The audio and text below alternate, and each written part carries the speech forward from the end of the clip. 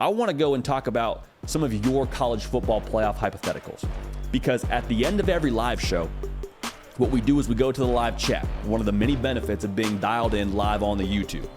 Tuesday, Wednesday, Thursday, 11 a.m. Eastern. Make sure you're subscribed. Quick plug there.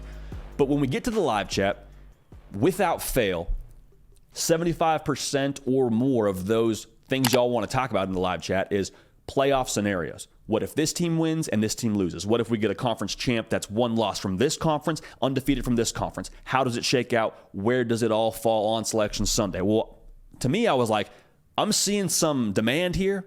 So with us being the show that's supposed to supply, let's give the people what they want. So I went to X or Twitter, whatever we're calling it these days, whatever Elon decided to call it, and asked y'all, what is your most intriguing college football playoff scenario? Got a lot of great responses from y'all. So I want to go ahead and unpack three of these. Was unpacking these this morning before the show. It got weird. I'm just going to say it got weird. Full disclaimer, none of these are predictions. None of these are projections. This is purely us unpacking what y'all want to talk about when it comes to what this college football playoff field could look like on Selection Sunday. So hypothetical number one is the SEC doomsday scenario. And we talked a little bit about this on a show a couple weeks ago, but this scenario has the Big Ten undefeated, so Michigan or Ohio State, Florida State undefeated, Washington undefeated. So those three conference champs, the ACC, Big Ten, Pac-12, they're locked in. Locks Vegas, Nevada. Now the scenario gets a little bit more juicy here with Texas as a one-loss Big 12 champ, and then you get Alabama over Georgia in Atlanta as a one-loss SEC conference champ. Now, is this an SEC doomsday scenario? I think there is a couple of ways this whole thing could shake out. And the big piece of all this, the whole domino that this whole thing hinges on for the SEC doomsday scenario is Georgia. Because for Georgia, if Alabama beats number 2 Georgia, like Georgia shows up to Atlanta undefeated, they handle business against Ole Miss and they handle business against Tennessee, and they get to Atlanta undefeated. Let's say, for the sake of this conversation, they're still number 2. Maybe they get up to number 1, and that would hold with how we feel about this. Let's say they're number 2. Alabama's resume at that point in time would be 4 top 20 wins if you freeze them, which again, I think the committee does, and one of those top 20 wins being a number 2 win over Georgia. Now, Texas's resume would be 2 top 20 wins, 4 ranked wins. Right or wrong, I think Alabama gets the nod. And I just know the comment section on this video will be livid. We heard from y'all via the socials when we put Alabama ahead of Texas in our own top 10 by nature of how they're playing right now. Another conversation for another time. But I think the head-to-head, obviously, you have to talk about it. The concerning thing, though, if it's week 2 and Alabama just takes down the number 2 team in the country that's undefeated, back-to-back national champs in Georgia, I think they would have a very, very difficult time keeping Alabama out. And for Texas, based on that resume, it's not their fault, but the way the Big 12 has shaped up to this point, I don't think there's enough boosting them forward in the way they finished this season to be able to put them over the top there and get in over Alabama with that kind of scenario. So in that scenario, I think Alabama does find their way in, again, beating a number 2 Georgia. Now, here's scenario 2, going back to Georgia. If they go to Atlanta with 1 loss, so let's assume they lose to Ole Miss. That would be the best loss they could get, quote-unquote, best loss. We hate that word, but it's reality. I'm going to go ahead and say that they drop somewhere outside the top 5. So let's say you got Georgia sitting there at number 6. They go to Atlanta. They're 1 loss. Alabama beats them. At that point in time, the resumes are the same, but I think the bat is a little bit less corked for Alabama at that point in time. And you say, okay, well, they beat a number 6 Georgia. It's an impressive win. You're SEC champions. You're a 1-loss conference champ. But Texas, I think that point you look more towards the head-to-head. You don't have this shiny object in your face if you're the committee saying, hey, look, they just beat number 2 Georgia, undefeated. You're really going to leave them out? At that point, you say, oh, well, it's a good win. But the head-to-head, Texas did beat Bama by double digits in Tuscaloosa. Especially if Quinn Ewers is back and they end up being definitive in how they win that Big 12 conference and they do it with some style points. I think in that situation, then the SEC gets left out, then Texas is in, and it would be a wild time in the college football world. So I'm excited to hear what y'all think about that. I'm sure we'll get some pushback. Looking forward to it. Again, that is the best part about this whole show is the interaction, the communication, and hearing y'all's thoughts. But that's how we think that scenario would shake out. Now, our guy Luke hit us up, and he's got another hypothetical for us. Florida State and Michigan are the only two undefeated teams in the entire country. So Michigan runs the table, undefeated Big Ten champ. Florida State runs the table, undefeated ACC champ. They're both in. So what happens to these other two spots? Well, I think the Pac-12, funny as it is, we talk about it a lot, throwing a party before they sell the house. I think they're an auto bid. If it's Oregon as a one-loss conference champ, and again, this is a big assumption now, Oregon is a one-loss conference champ. If they get in, or if they run the table and beat Washington, they're in. Washington, if they run the table, they're in. Washington, potentially, if that scenario were to shake out and they beat Oregon in the conference title game, they would have 5 ranked wins. Oregon, in that scenario, would have 4 ranked wins with the vengeance of their one loss over Washington. So that's pretty specific to the Pac-12. The bottom line is to keep it all neat and tidy for this scenario. I think the Pac-12 is in. So you got the Big Ten taken care of, the ACC taken care of, and the Pac-12 taken care of. So we kind of find ourselves in that same scenario as last time. What happens with the SEC and the Big 12? Now, I think this still hinges on Georgia. Georgia's one loss now would matter. Because in the scenario now, the only 2 undefeated teams are Michigan and Florida State. So Georgia has to lose at some point in this whole operation. Let's assume that Georgia is a one-loss conference champ. Top 10 Ole Miss, top 15 Tennessee, but they still beat let's say at this point in time, it's a top 5, top 6 Alabama. Going back to the eye test, I think Georgia would get the nod in this situation over Texas and over Alabama.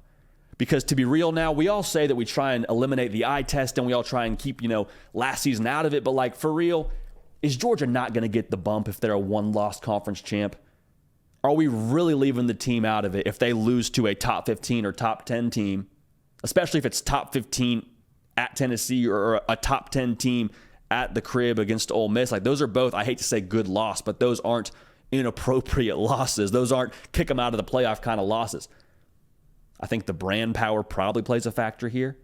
And I think Kirby Smart would get in over that group of 3 there with Alabama, Texas, and Georgia being that conference champ. So obviously they bump Alabama out. Now, if it's not Georgia and Georgia somehow stumbles and they're not the conference champ, then we go back to that scenario we just talked about between Bama and Texas and Georgia's loss.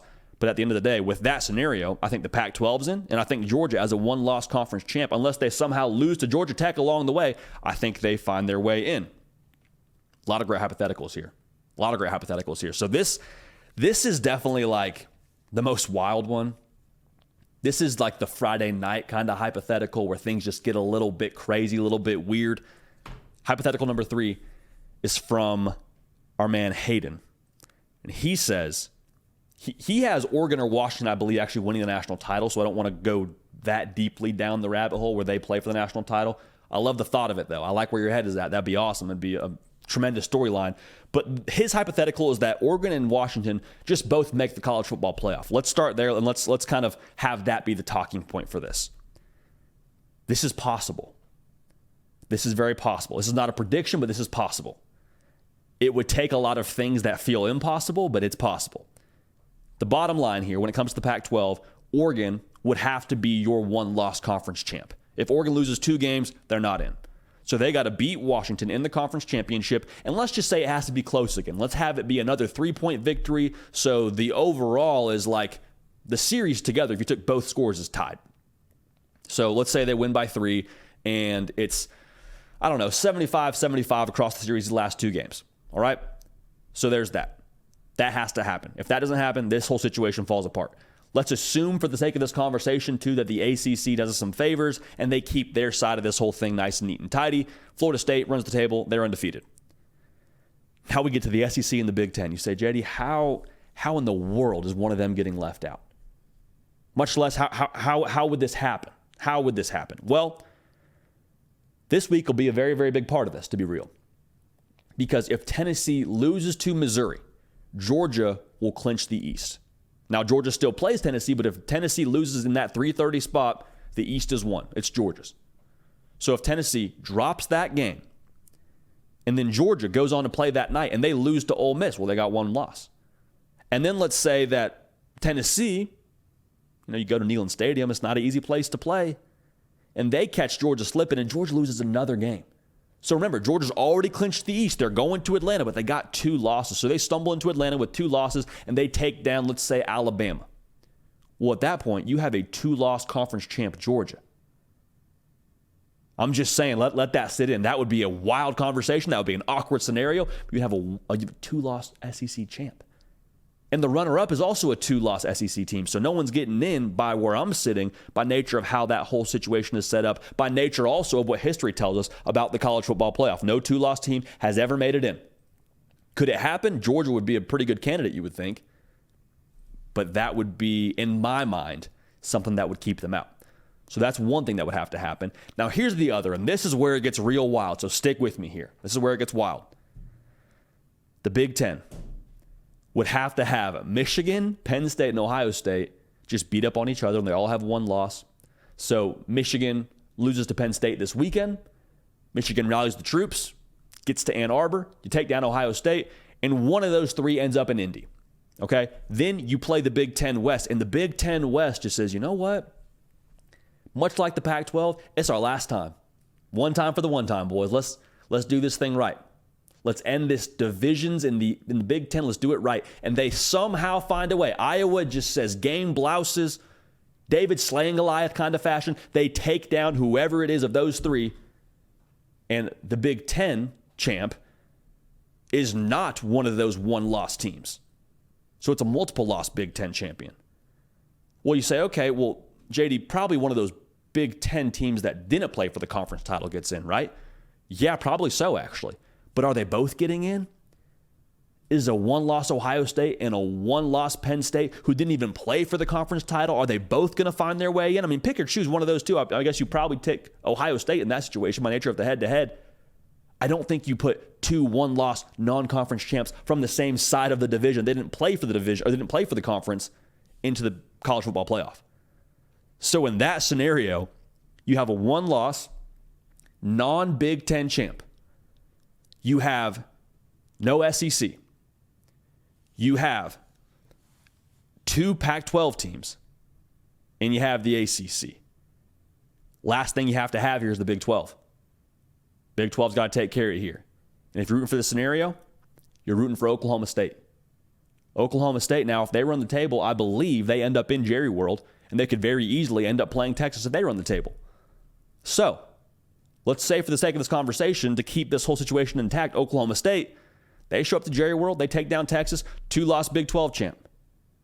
I think 2 losses is kind of that kiss of death. I think you're out. So again, in that field, you would have Florida State, Oregon, Washington, and then someone from the Big Ten that's 1 loss of Ohio State, Michigan, or Penn State, whoever doesn't lose in the conference title game. I told y'all it'd be weird. This is a weird scenario. I'm not predicting it, but if you're asking for how it could happen, you're asking for intriguing scenarios, y'all delivered in full force. And again, this made my head hurt a little bit. This was a wild thing to unpack, but those hypotheticals are very much so on the table. Hey y'all, thanks so much for watching. Subscribe to the channel here to make sure you don't miss an episode of The Hard Count. Also be sure to check out other videos on the On3 YouTube channel.